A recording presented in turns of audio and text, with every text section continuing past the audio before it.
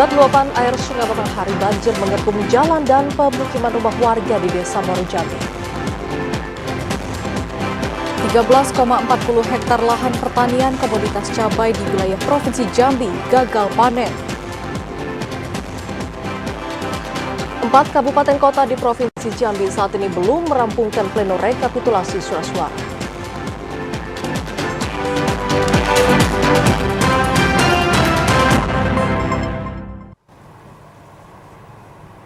Selamat sore pemirsa, hari ini Selasa 5 Maret 2024, Jambi hari ini hadir kembali menyapa Anda dengan beragam informasi aktual dan terbaru dari Provinsi Jambi.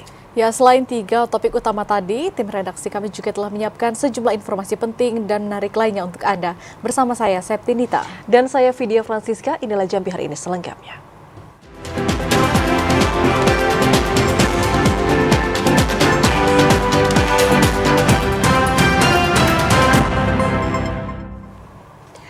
Saudara, banjir akibat dari luapan air Sungai Batanghari mengepung jalan dan juga pemukiman rumah warga di Desa Moro Jambi.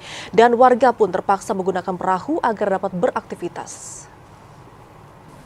Akses jalan di Desa Moro Jambi, Kecamatan Marosebo, Kabupaten Moro Jambi terendam banjir. Banjir yang menerjang desa di tepian Sungai Batanghari ini telah terjadi sejak 2 bulan terakhir dengan ketinggian mencapai 1 meter. Warga yang melakukan aktivitas di luar rumah terpaksa menggunakan perahu untuk menerobos banjir. Warga mengaku tidak dapat beraktivitas dan bekerja karena sebagian dari mereka merupakan petani yang lahannya terendam banjir. Bantuan tidak dapat di Moro Jambi ini. Di dusun lain banyaklah bantuan keluar. Masa dusun kami tidak ada? Ngelulah kami ini. Masa nak tinggalin sayang rumah. Iya. Rumah kami sudah dapat dibanjir, itu di RT 9. Kalau ini tidak ada stabil kayak biasa. Warga sangat menanti bantuan sembako maupun makanan siap saji dari pemerintah daerah. Selain bantuan makanan, warga juga berharap bantuan obat-obatan karena mereka mulai terserang penyakit seperti gatal-gatal dan demam. Azam Afnan, TVRI Jambi melaporkan.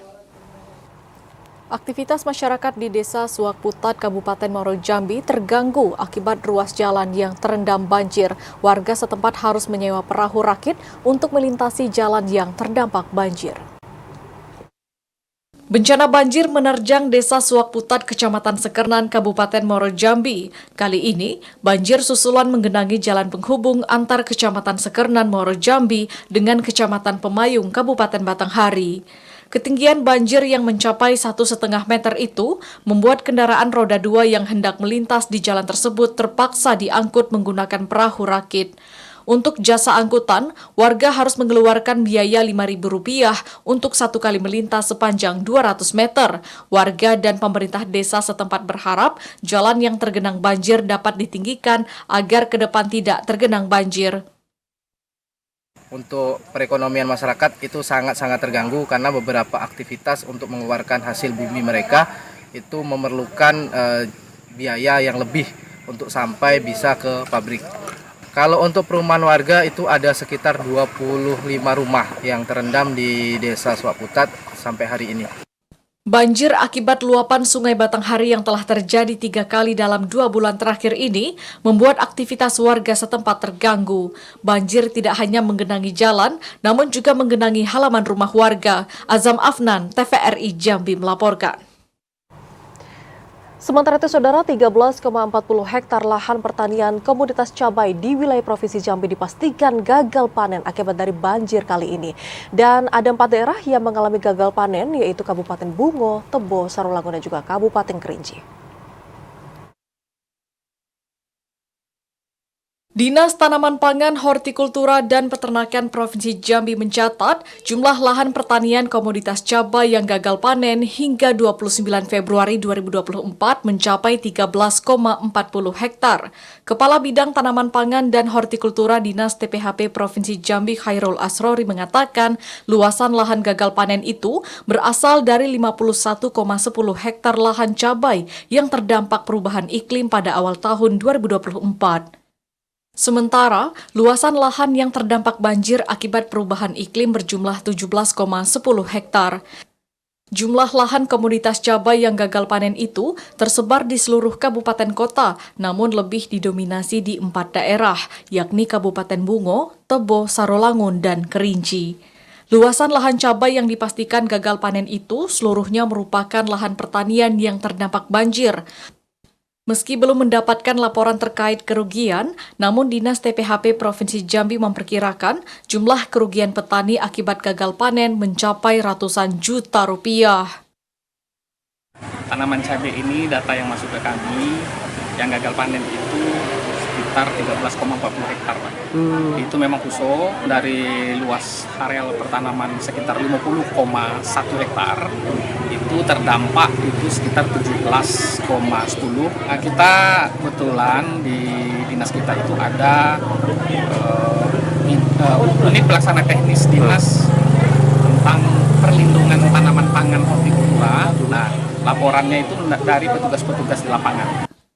Untuk meminimalisir terjadinya gagal panen di tengah kondisi cuaca yang masih tidak menentu, petani diminta untuk dapat memperhitungkan waktu yang tepat sebelum menanam. Randy Arta, TVRI Jambi melaporkan. Saudara, jelang bulan suci Ramadan, harga daging ayam potong di pasar tradisional Tanjung Bajure, Kota Sungai Penuh mengalami kenaikan. Kenaikan harga disebabkan kurangnya pasokan dari peternak. Harga daging ayam potong di pasar tradisional Tanjung Bajure, Kota Sungai Penuh naik. Saat ini, harga ayam potong mencapai Rp45.000 per kilogram. Dari harga sebelumnya hanya Rp36.000 per kilogram hingga Rp38.000 per kilogram. Kenaikan harga daging ayam potong telah terjadi sejak 2 pekan terakhir disebabkan kurangnya pasokan dari peternak ayam. Semuanya rata dari yang ujung sampai ujung harganya sama naik. Harganya berapa, Pak? Sekitar 45. 45.000, Pak ya? Iya. Sebelumnya berapa Bapak jual? Sebelumnya 36, 37. Ini harga ayam 45.000. Sebelum ini berapa, Bu? Hah? Sebelum ini berapa harganya? Sebelum ini 38.000. Memang ada ngomong kenaikan, Bu ya? Memang ada kenaikan di Rano Prasola. Salah seorang pedagang Agus mengatakan, kenaikan harga daging ayam potong juga terjadi seiring dengan hari besar keagamaan, yakni Ramadan. Meski harga daging ayam potong di pasar tradisional Tanjung Bajure, Kota Sungai Penuh naik, namun daya beli masyarakat masih relatif stabil. Fahlan, TVRI Jambi melaporkan. Sementara itu, saudara, harga telur ayam ras di pasar tradisional atas Sarolangun naik dalam 3 hari terakhir ini. Kenaikan harga mencapai Rp6 hingga Rp7.000 per karpetnya. Menjelang Ramadan 1445 Hijriah tahun 2024, harga telur ayam ras di pasar atas Sarolangun merangkak naik.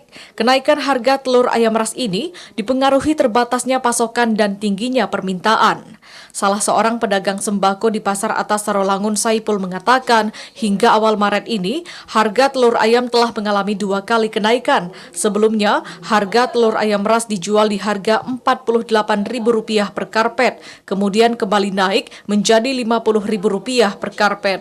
Saat ini, harga telur ayam ras berkisar Rp56.000 hingga Rp60.000 per karpet, tergantung kualitas dan ukuran. Kalau naiknya 5.000 per karpet. Sejak kapan? Kemarin. Berapa sekarang harganya? 56. Per?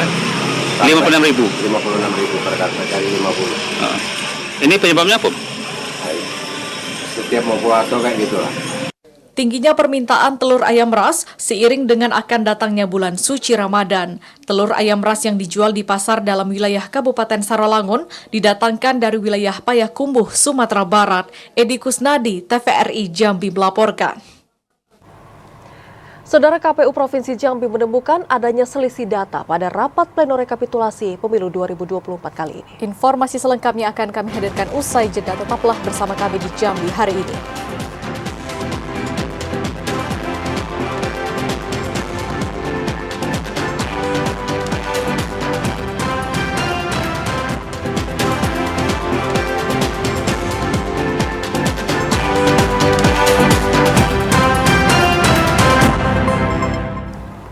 Terima kasih saudara, Anda masih bersama kami di Jambi hari ini. KPU Provinsi Jambi menemukan selisih data pada rapat pleno rekapitulasi pemilu 2024. Selisih data tersebut langsung diperbaiki dan disesuaikan antara C-hasil dengan Sirekap.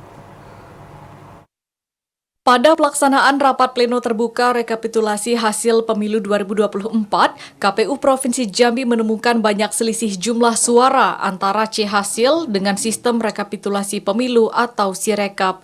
Selisih data ini cenderung terjadi di seluruh kabupaten kota dalam wilayah Provinsi Jambi. Salah satu yang menjadi sorotan selisih data yakni di Kabupaten Tebo. Selisih data mencapai ribuan suara itu terjadi pada salah satu caleg dari Partai Demokrat. Perbedaan data tersebut langsung diperbaiki KPU yang disaksikan oleh Bawaslu dan para saksi dari masing-masing partai politik. Dari beberapa hari pleno yang sudah dilakukan teman-teman KPU Kabupaten Kota, umumnya memang ada ketidaksinkronan data, terutama data pemilih. Memang ada beberapa ditemukan perubahan data seperti di Tebo, tetapi itu sudah dikembalikan ke posisi semula sehingga tidak ada masalah lagi. Edison mengimbau KPU Kabupaten Tebo segera memproses penyelenggara pemilu di TPS yang bersangkutan, apakah terjadi pelanggaran yang disengaja atau hanya kelalaian yang tidak disengaja. Joko, TVRI Jambi melaporkan. Bawaslu Kabupaten Tebo akan menindaklanjuti temuan dugaan penggelembungan suara yang muncul saat pleno rekapitulasi penghitungan suara tingkat kabupaten. Tercatat ada 2 kecamatan yang ditemukan dugaan penggelembungan suara pada pemilihan DPR RI. Rapat pleno rekapitulasi perhitungan suara tingkat Kabupaten Tebo sejak hari Sabtu lalu menemukan adanya dugaan praktik kecurangan pada pemilihan DPR RI. Praktik kecurangan yang ditemukan dalam rapat pleno itu memasuki sesi pembahasan hasil suara, salah satunya di Kecamatan Tengah Ilir. Ada sanggahan saksi dari Partai Gerindra karena ada perbedaan suara berlebih pada Partai Demokrat. Sanggahan ini muncul setelah ditemukan adanya hasil perolehan suara yang berbeda pasca pleno kecamatan. Panwascam Tengah Ilir menemukan adanya penggelembungan suara pada caleg DPR RI. Sempat terjadi keributan dalam ruang sidang pleno terkait indikasi kecurangan yang diduga telah dilakukan pihak penyelenggara di tingkat kecamatan atau PPK. Temuan dugaan penggelembungan tersebut dalam hasil suara caleg DPR RI dari Partai Demokrat nomor urut 8 Dapil Provinsi Jambi sebanyak 2.967 suara. Setelah dilakukan perhitungan suara ulang, suara yang diperoleh hanya 534 suara. Artinya, dugaan penggelembungan suara mencapai 2.433 suara. Sebelumnya, suara Partai Demokrat dalam hasil mencapai 3.510 suara. Namun setelah dihitung ulang, suara Partai Demokrat hanya 1.401 suara. Selain itu, saat rekapitulasi suara Kecamatan Sumai juga ditemukan selisih, di mana dalam data hasil mencapai 2.481 suara, namun setelah dihitung ulang hanya memperoleh 1.157 suara. Menanggapi hal itu, Ketua Bawaslu Tebo Paridatul Husni menegaskan pihaknya akan menelusuri temuan tersebut dan akan memanggil pihak penyelenggara di 2 kecamatan untuk diminta klarifikasi atas temuan tersebut.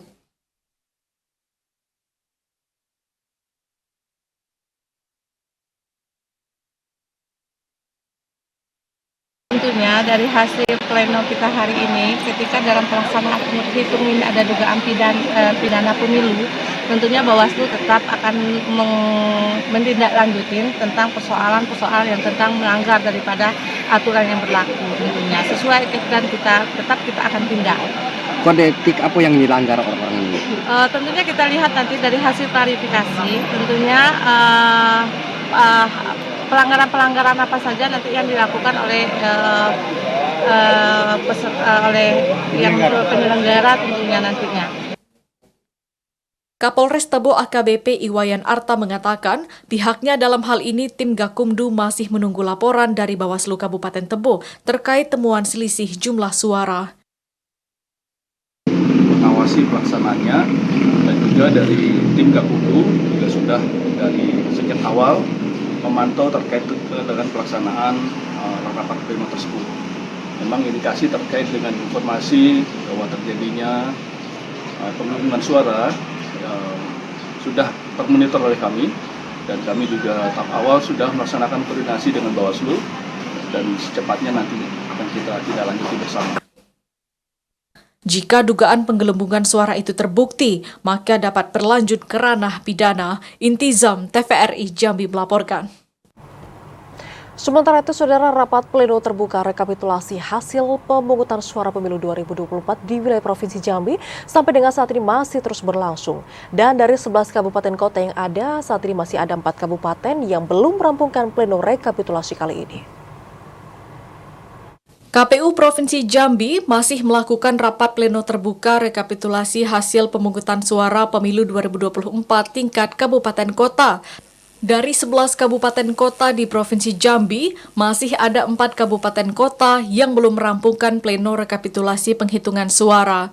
Komisioner KPU Provinsi Jambi Edison mengimbau 4 kabupaten kota dapat menyelesaikan penghitungan suara paling lambat pada hari ini 5 Maret 2024.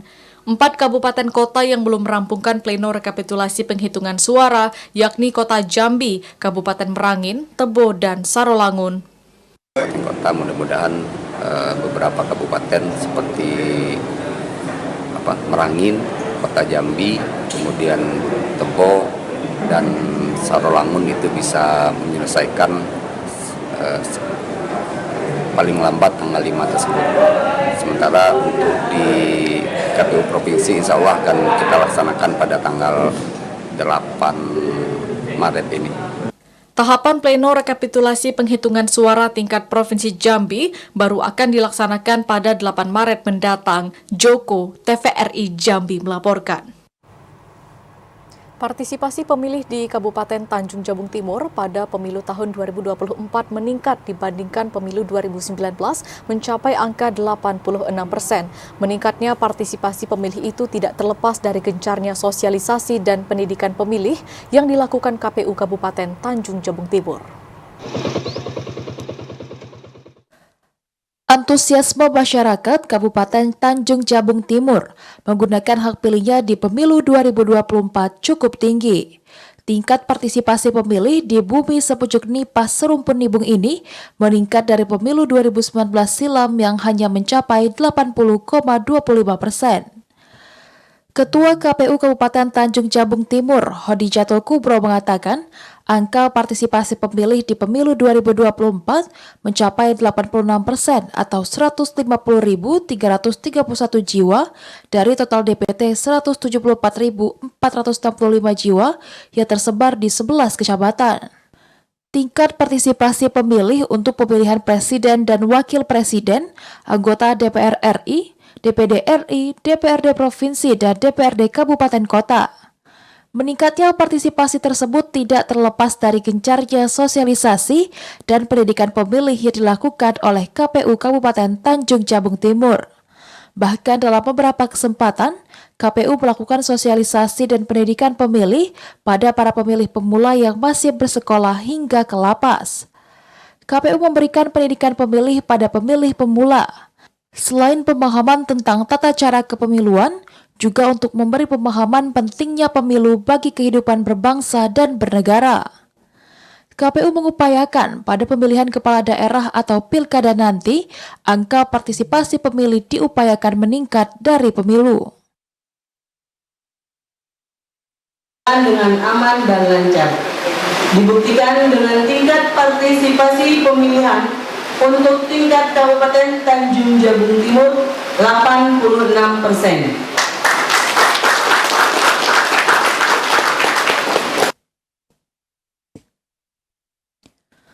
KPU Kabupaten Tanjung Jabung Timur mengucapkan terima kasih kepada seluruh masyarakat yang menggunakan hak pilihnya dalam pesta demokrasi 5 tahunan sekali ini. Kliva Patria, TVRI Jambi melaporkan. Kita ke sorotan lainnya, Saudara. Harga kebutuhan pokok di sejumlah pasar dalam wilayah Kabupaten Batanghari saat ini terus merangkak naik seiring dengan mendekatinya bulan suci Ramadan. Dan untuk mengetahui seperti apa upaya dari pemerintah Kabupaten Batanghari untuk tetap menjaga stabilitas harga pangan, saat ini Saudara kita sudah terhubung dengan kontributor TVRI Jambi, Ade Judiawan, langsung dari Kabupaten Batanghari. Selamat sore, Ade. Seperti apa upaya yang dilakukan saat ini oleh pemerintah kabupaten untuk bisa mengatasi kenaikan harga di sana, Ade? Baik Siska dan Saudara, untuk saat ini pemerintah Kabupaten Batanghari menyikapi adanya sedikit lonjakan terhadap harga bahan pokok yang ada di sejumlah pasar, khususnya di Pasar Kramat Tinggi Muara Bulian. Direncanakan pemerintah akan melakukan pelaksanaan gerakan operasi atau pangan murah yang direncanakan akan dilaksanakan pada Rabu besok. Dan dari hasil upaya yang dilakukan terhadap pemerintah terhadap menekan atau menstabilkan harga bahan pokok ini, pemerintah sendiri juga sudah melakukan giat sidak terhadap pasar, di mana pada Senin kemarin giat sidak sendiri yang dilakukan oleh tim pengendalian inflasi daerah, yakni dari pemerintah kabupaten maupun dari pihak kepolisian sendiri.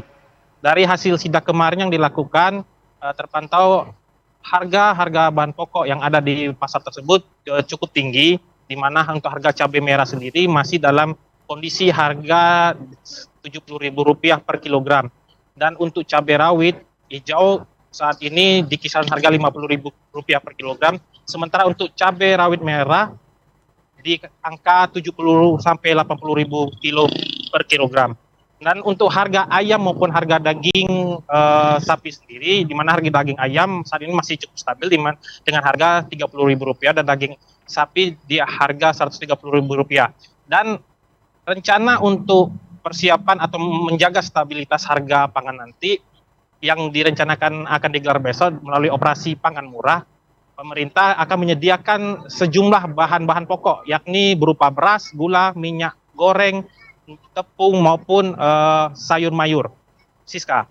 Baik, nantinya ketika operasi pangan murah ini digelar, Ade, pemerintah kabupaten akan menyiapkan berapa total atau jumlah bahan pokok yang nantinya akan disiapkan? Baik, Siska. Dari catatan yang kami dapatkan melalui Dinas Pertanian, Pangan maupun Perikanan yang ada di Kabupaten Batanghari, nantinya pemerintah akan bekerja sama dengan pihak Bulog Provinsi Jambi untuk menyediakan sejumlah kebutuhan pokok, yakni di mana beras kelas premium akan dipersiapkan sebanyak 5.900 kg.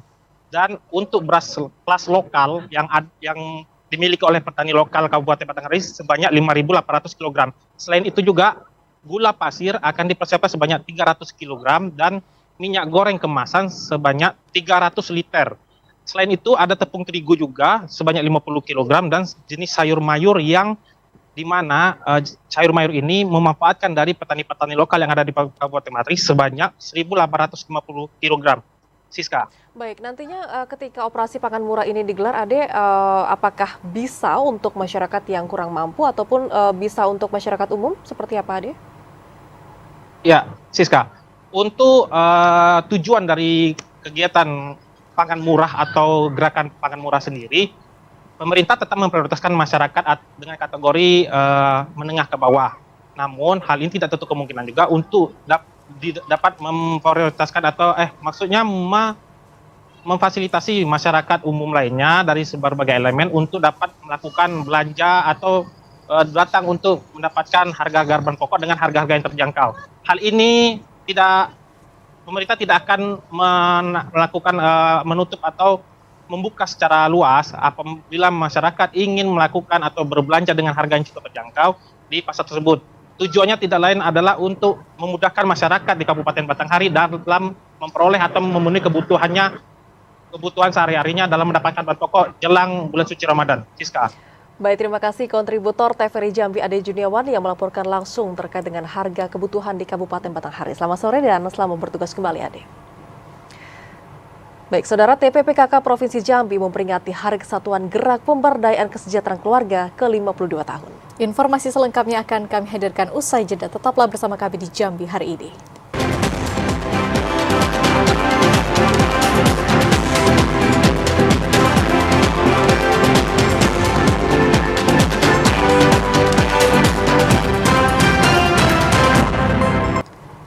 Ya saudara, saat ini kita dalam segmen advertorial.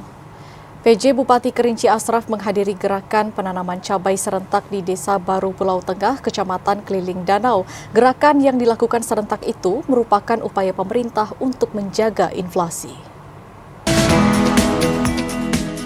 Penjabat Bupati Kerinci Ashraf menghadiri gerakan tanam cabai serentak dalam rangka memperingati Hari Kesatuan Gerak HKG PKK ke-52 tahun 2024. Gerakan tanam cabai yang dilakukan serentak di seluruh Indonesia itu berlokasi di kebun PKK Desa Baru Pulau Tengah, Kecamatan Keliling Danau. Ashraf mengatakan, gerakan tanam cabai serentak ini merupakan salah satu upaya pemerintah dalam menekan angka inflasi. Bisa kita kendalikan, pertama untuk angka inflasi di Kabupaten Kerinci. Mohon doa restu, apalagi kita akan menyambut bulan puasa.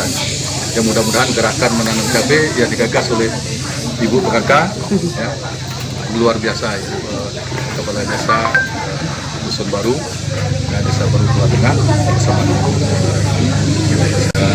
Dusun Baru Pulau Tengah untuk menggerakkan masyarakat dalam rangka menanam cabai.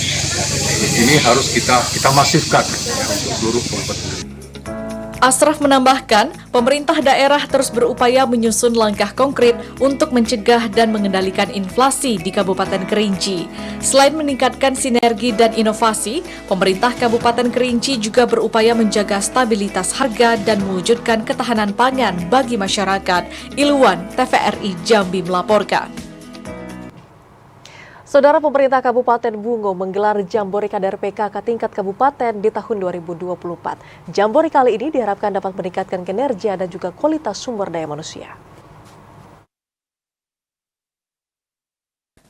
Pemerintah Kabupaten Bungo menggelar Jambore Kader TP PKK tingkat Kabupaten Bungo tahun 2024. Jambore PKK yang digelar di pelataran Wisma Alisudin ini mengusung tema mewujudkan keluarga tangguh menuju Bungo Maju dan Sejahtera 2024.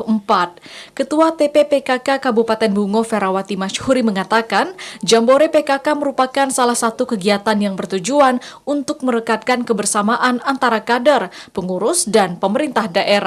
Tidak hanya itu, Jambore PKK juga menjadi media dan sarana bagi para peserta untuk saling mengenal, saling bertukar informasi, pengetahuan, dan program-program kegiatan. Jambore PKK ini juga merupakan wadah bersama dalam membangun sumber daya manusia, memfasilitasi temu kader, serta menunjukkan prestasi para kader yang terampil, handal, dan bertanggung jawab. Hari ini kita melaksanakan Jambore Kader PKK yang setiap tahun memang kita laksanakan untuk agar semua kader-kader PKK yang ada di kecamatan berkumpul di Kabupaten Bungo dalam rangka silaturahmi dan ajang kebolehan mereka dikaitkan juga dengan Hari Kesatuan Gerak PKK yang ke-52.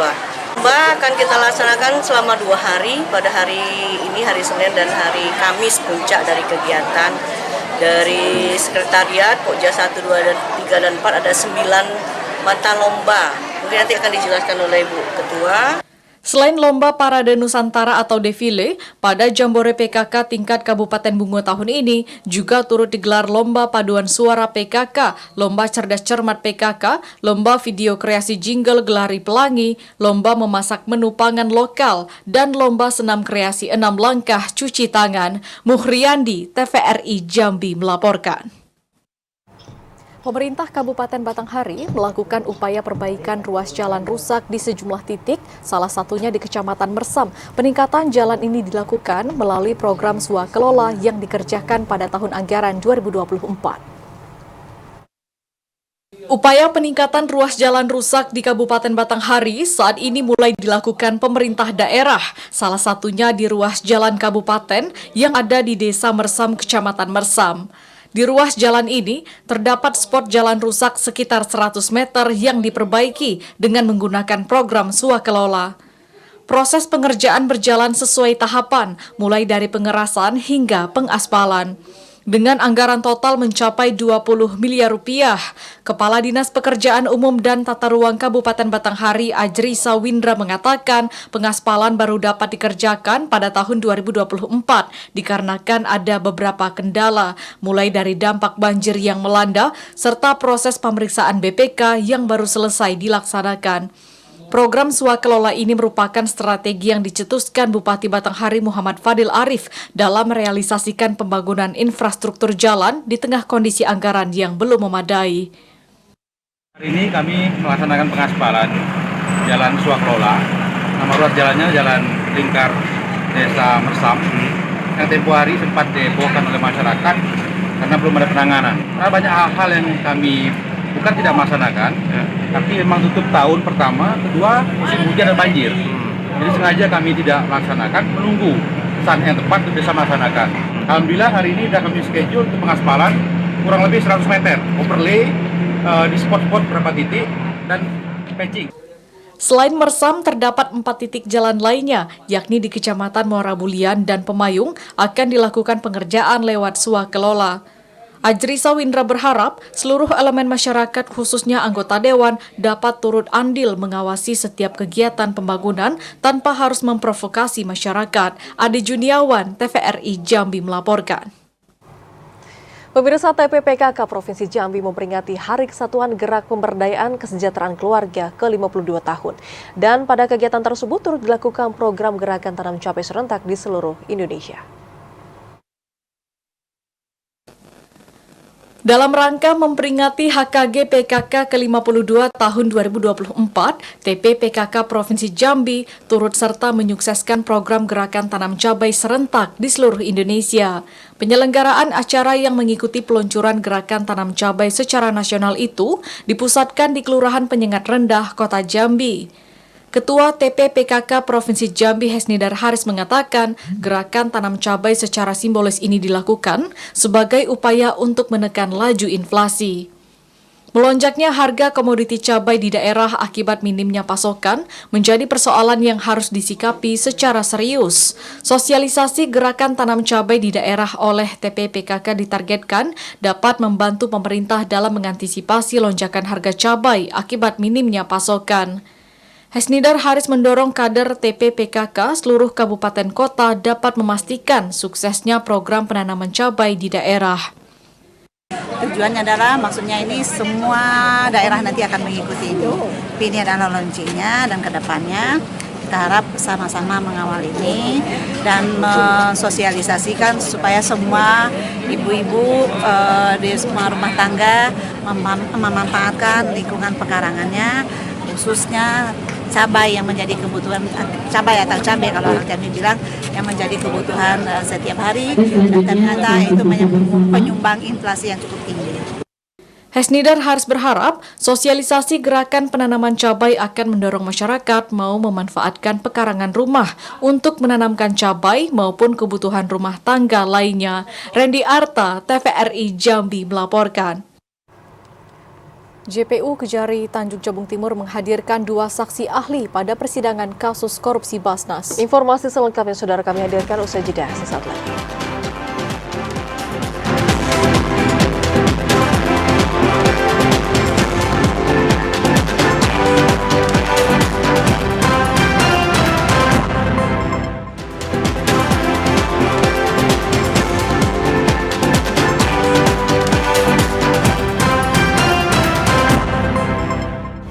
Anda kembali bersama kami di Jambi hari ini.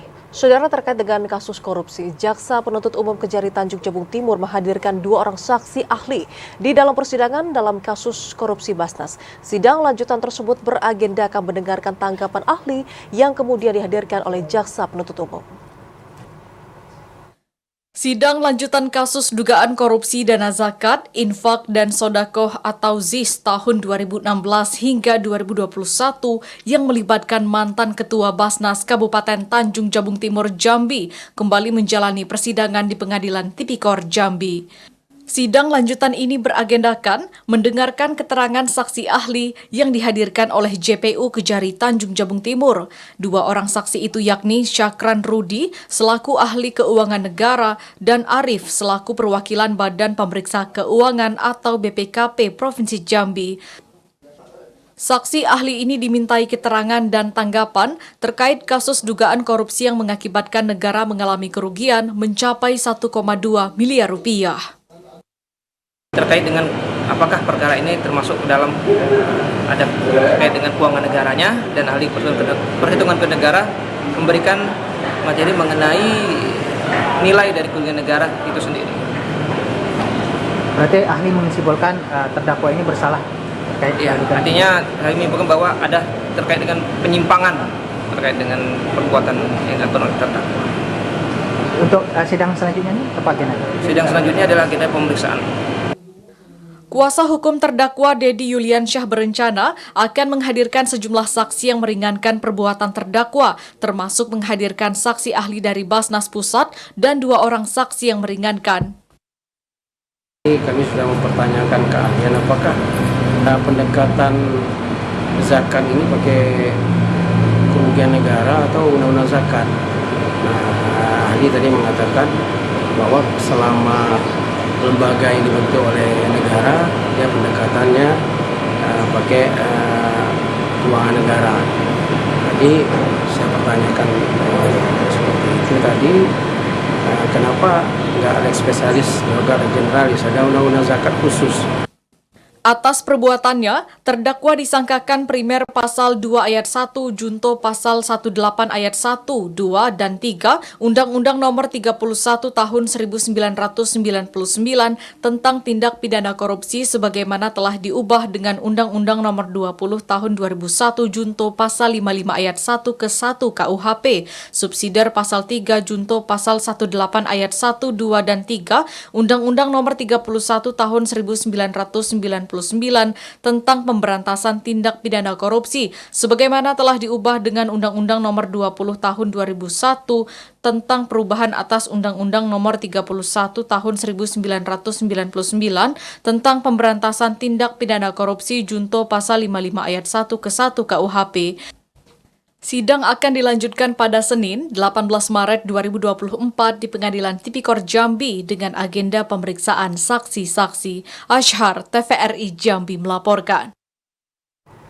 Pelunasan biaya perjalanan ibadah haji resmi ditutup pada 23 Februari 2024 dari 3.071 calon jemaah haji, 2.593 diantaranya dipastikan telah melunasi biaya perjalanan ibadah haji. Setelah menyelesaikan masa pelunasan tahap pertama, biaya perjalanan ibadah haji pada 23 Februari 2024, Kantor Wilayah Kementerian Agama Provinsi Jambi mendata 2.593 calon jemaah haji dipastikan telah melunasi BPIH dari jumlah 3.071 kuota yang tersedia. Kepala Bidang Penyelenggaraan Haji dan Umroh Kanwil Kemenak Provinsi Jambi Wahyudi Abdul Wahab menjelaskan, jumlah pelunasan pada tahap pertama mencapai 84,10% dari jumlah kuota keberangkatan pada tahun 2024. Sementara, 478 jemaah lainnya tidak melakukan pelunasan karena berbagai kendala termasuk alasan ekonomi. Kementerian Agama akan kembali membuka pelunasan tahap kedua dengan syarat para jemaah yang berhak melunasi melakukan pengusulan syarat pelunasan sejak 23 Februari hingga 7 Maret 2024 pada Kanwil Agama setempat. Berdasarkan kriteria yang dikeluarkan Kemenak, ada 3 kategori jemaah yang nantinya mendapatkan kesempatan untuk melakukan pelunasan tahap kedua. 3 kategori itu yakni jemaah yang pada pelunasan tahap pertama mengalami masalah gagal sistem, jemaah yang masuk dalam kategori penggabungan mahram, dan jemaah pendamping lansia. Jamaah haji kita yang telah melakukan pelunasan sebanyak 2.593 atau sekitar 84,10% dari 3.071 jamaah. Oleh karena itu maka selesai pelunasan tahap 1, pemerintah Kementerian Agama Republik Indonesia dalam hal ini Dirjen PHU memberikan kesempatan bagi kategori-kategori yang berhak untuk melunasi tahap kedua. Jika pada pelunasan tahap kedua masih tersedia kuota kosong, maka kuota keberangkatan tersebut secara otomatis akan diisi dari kuota 350 jemaah cadangan yang telah melakukan pelunasan. Randy Arta, TVRI Jambi melaporkan. Saudara, pasca meninggalnya bayi kembar siam yang sempat dilakukan perawatan di Rumah Sakit Kiai Haji Daud Arif Kuala Tunggal, pihak rumah sakit mengaku bahwa mereka telah memberikan penanganan medis secara maksimal. Dirut Rumah Sakit Kiai Haji Daud Arif Kuala Tungkal Sahala Simatupang mengatakan pihaknya telah memberikan penanganan sesuai standar operasional pelayanan atau SOP terhadap bayi kembar Siam yang meninggal dunia. Meski pasien merupakan warga yang kurang mampu, namun tidak menjadi kendala utama pihak rumah sakit dalam memberikan pelayanan dan penanganan. Pada 29 Februari lalu, pasien datang ke praktek dokter kandungan Dr. Abdul Bahri untuk mengecek kehamilan. Namun setelah dilakukan USG, terdapat kelainan terhadap janin yang dikandung. Pasien disarankan untuk dibawa ke Rumah Sakit Kiai Haji Daud Arif Kuala Tungkal untuk mendapatkan pelayanan terbaik karena denyut jantung janin lemah dan berisiko jika dilahirkan secara normal.